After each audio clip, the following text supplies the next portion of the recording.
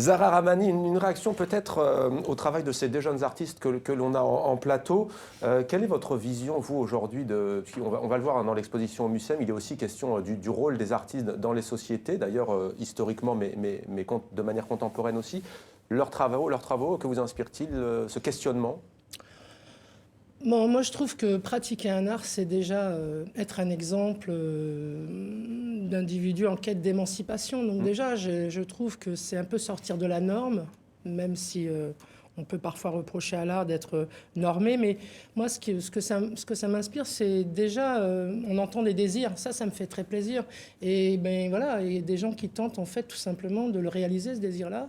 Et pour cela, bah, ça transcende les frontières, ça transcende les identités.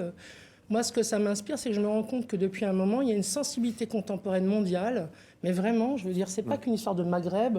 On le perçoit dans plein d'endroits du monde. Il y a une jeunesse, en fait, qui a saisi une manière, en fait, de faire, oui, de la politique aussi, d'une certaine, ou des pratiques subversives aussi, d'émancipation.